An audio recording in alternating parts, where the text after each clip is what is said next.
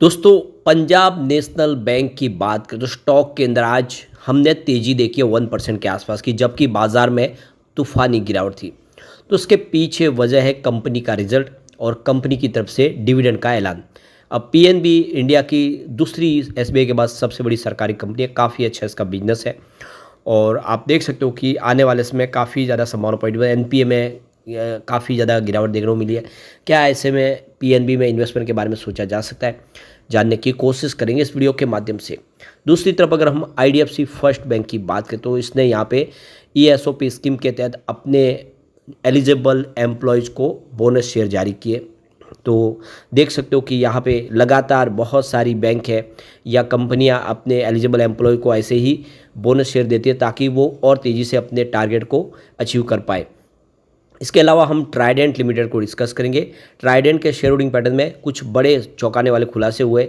आप देख सकते हो कि ट्राइडेंट में म्यूचुअल फंड की होल्डिंग और यहाँ पे एफआईडीआई की होल्डिंग कैसे उसको समझेंगे, लेकिन साथ में प्रमोटर की स्थिति बहुत मजबूत है। प्रमोटर में किसका निवेश है उसको भी जानेंगे।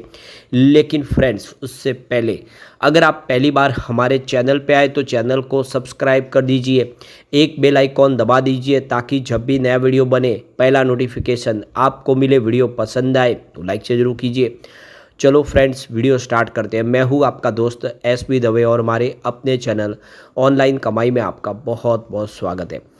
तो सबसे पहले पीएनबी के कारोबार की बात करें तो 92.19 पर क्लोजिंग थी, जहाँ पे 0.91% यानी लगभग 1% के आसपास की तेज़ी देखने को मिली, जबकि बाजार में 800 पॉइंट की भारी गिरावट हुई।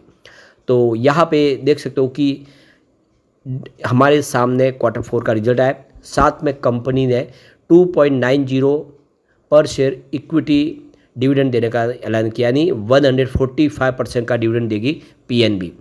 तो फेस वैल्यू 2 रुपीज़ है और ये देख सकते हो कि काफ़ी ज़बरदस्त यहाँ पे डिविडेंड का ऐलान किया गया है। तो अभी कंपनी की जो एनुअल जनरल मीटिंग होगी उसके दौरान शेयर होल्डर की रजामंदी ली जाएगी और उसके बाद में ये डिविडेंड दिया जाएगा।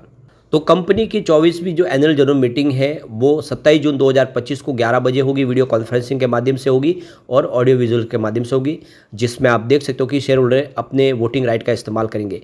अभी यहाँ पे पीएनबी की तरफ से डिविडेंड के लिए रिकॉर्ड डेट का ऐलान नहीं किया गया है, यानी अभी आप देख सकते हो कि मौका अच्छा है। अगर आप शेयर खरीदेंगे तो आपको डिविडेंड मिल जाएगा और बहुत ही बेहतरीन डिविडेंड है, करीब 145% का डिविडेंड कम नहीं होता है और वैसे भी सरकारी कंपनियां डिविडेंड अच्छा ही देती है।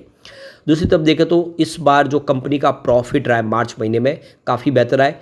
यहाँ पे देख सकते हो कि इस बार Q4 में 51% का यून बेसिस पर ज़बरदस्त नेट प्रॉफिट में जंप देखने को मिला है, जो 4567 करोड़ के आसपास रहा है।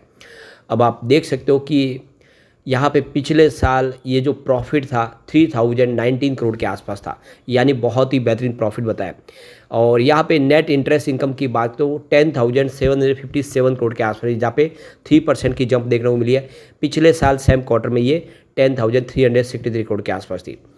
अब यहाँ पे टोटल इनकम की बात करें बैंक की तो वो 36,705 करोड़ के आसपास रही है, जबकि पिछले एक साल पहले ये 32,361 करोड़ के आसपास थी, यानी ज़बरदस्त वृद्धि हुई है टोटल इनकम में भी। इंटरेस्ट इनकम की बात करिए 31,989 करोड़ के आसपास, जबकि पिछले एक साल पहले ये 28,113 करोड़ के आसपास थी, यानी कंपनी के सभी आंकड़े उत्साहवर्धक है, चाहे इनकम देखे या फिर कंपनी का आप देख सकते हो कि इंटरेस्ट इनकम की बात करें, रिवेन्यू की बात करें, सारा कुछ बिजनेस बहुत ही बेहतरीन है। इसके अलावा अगर आप देखें तो यहाँ पे जो एनपीए है इस समय अगर देखें, नॉन परफॉर्मिंग एसेट, वो 3.95% के आसपास रहा है और जो पिछले एक साल पहले 5.73% के आसपास था, यानी ज़बरदस्त एनपीए में कमी आई है। और नेट एनपीए अगर आप देखें तो 0.40% के आसपास आ चुका, पिछले एक साल पहले 0.73% के आसपास था, या यूँ कह सकते हैं कि लगभग एनपीए आधा हुआ है। तो बहुत ही बेहतर इस प्रदर्शन किया है और इस रिजल्ट के बाद हम कह सकते हैं कि आप एक अच्छी तेज़ी की संभावना बन सके। इसके अलावा पीएनबी के बोर्ड ने एक बड़ा फैसला और किया है, यहाँ पे 8,000 करोड़ रुपीज़ की फंड रेज करेगी बेसल 3 के तहत। तो यहाँ पे बॉन्ड्स जारी किए जाएंगे। तो ये क्लियरली देखो कि यहाँ पे टियर 1 में 4,000 करोड़ के बॉन्ड होंगे और टियर 2 में भी 4,000 करोड़ के बॉन्ड होंगे। और यहाँ पे फाइनेंस 2025-26 में ये 8,000 करोड़ की फंड रेजिंग की जाएगी अपने बिजनेस को आगे बढ़ाने के लिए। तो काफ़ी शानदार फैसले किए गए और ऐसे में हम कह सकते हैं कि आने वाले समय पीएनबी कमाल कर सकता है। चलते आईडीएफसी फर्स्ट बैंक की तरफ 66.22 पर क्लोजिंग थी। आज 0.30% की गिरावट देखने को मिली। भारी भरकम गिरावट के माहौल में यहाँ पर भी थोड़ी सी स्थिति दबाव की बनी।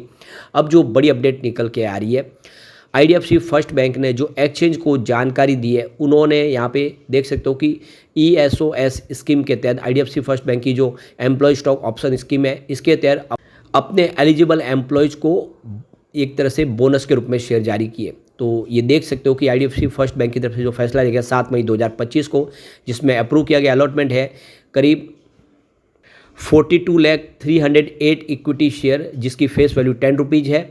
यह इक्विटी शेयर अपने एलिजिबल एम्प्लॉयज़ को आईडीएफसी फर्स्ट बैंक की ESOS स्कीम के तहत जारी किए गए, और ये शेयर जो जारी किए गए ये उनको एक तरह से रिवार्ड है, जो अपने टारगेट को अचीव करते हैं उनको बोनस के रूप में शेयर दिए जा रहे हैं। तो देख सकते हो कि ये उनके एम्प्लॉयज़ के लिए एक बड़ा बेनिफिट है, और ऐसे ही लगातार आप जो भी एम्प्लॉयज़ अपना काम पूरा कंप्लीट करते हैं उनको इसी तरह से ये बोनस के रूप में शेयर जारी किए जाते हैं।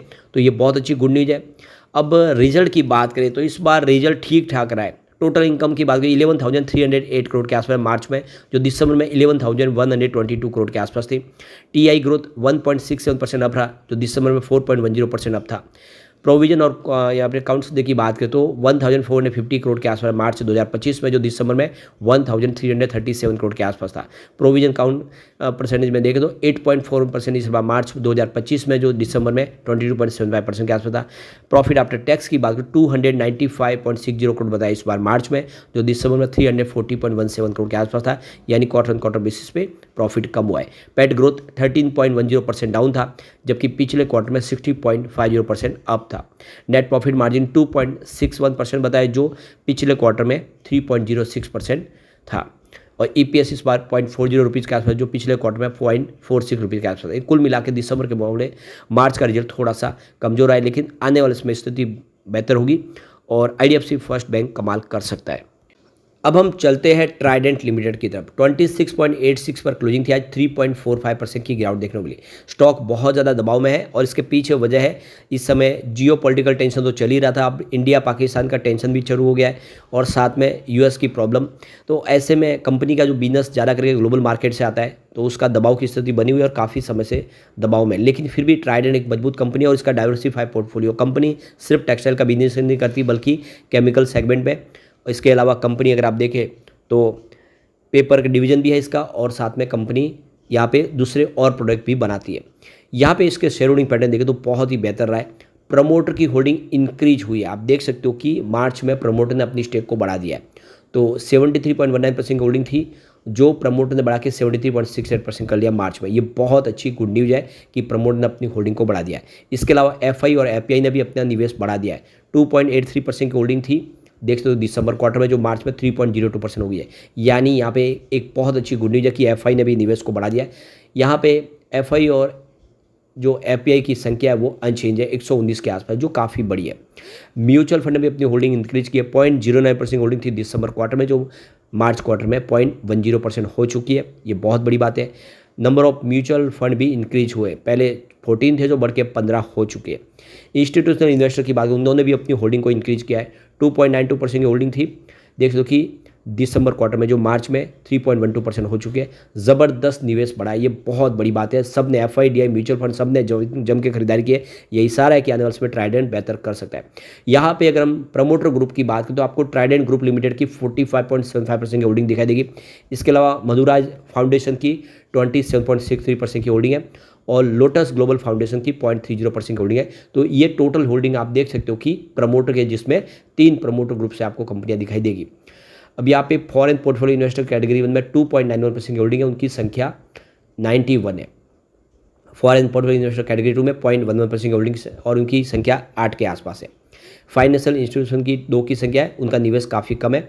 और इंश्योरेंस कंपनी की संख्या 1 है, उनका भी निवेश काफ़ी कम है। इसके अलावा ऐसे इंडिविजुअल इन्वेस्टर जिनका निवेश 2 लाख से ज़्यादा है, उनकी 0.88% की होल्डिंग है, उनकी संख्या 107 के आसपास है। और इंडिविजुअल इन्वेस्टर जिन्होंने 2 लाख से नीचे निवेश किया, उनका 18.72% का निवेश है। इसके अलावा यहाँ पे एचयूएफ की 0.43% की होल्डिंग है, बॉडीज कॉर्पोरेट की 0.15% की होल्डिंग है। इसके अलावा यहाँ पे यहाँ पे इन्वेस्टर एजुकेशन प्रोटेक्शन फंड का काफ़ी बड़ा निवेश है, करीब 1.87% का निवेश यहाँ पे देख लो कि ये इन्वेस्टर एजुकेशन प्रोटेक्शन फंड का मतलब ये है कि जो बहुत सारे शेयर जिनके शेयर डीमैट अकाउंट में नहीं होते हैं, वो फिजिकल रूप में होते हैं, जिन्होंने केवाईसी नहीं की है और उन्होंने अपनी सारी डिटेल आईडी नहीं दी है, उनके शेयर है वो ट्रांसफ़र हो जाते हैं इस फंड के अंदर, और ये काफ़ी बड़ी मात्रा में है। तो ऐसे में आप देख सकते हो कि जो निवेशक ध्यान नहीं देते उनके शेयर यहाँ पे फंड ट्रांसफ़र कर दिया जाते हैं यहाँ पे। लेकिन फ्रेंड्स, कोई भी इन्वेस्टमेंट करने से पहले अपने फाइनेंशियल एडवाइजर से एडवाइस ले ले या अपना खुद का रिसर्च करें, क्योंकि मैंने वीडियो आपके एजुकेशनल पर्पज़ के लिए ही बनाया। वीडियो पसंद आए तो लाइक से जरूर कीजिए और चैनल को सब्सक्राइब कर दीजिए। Thank you friends.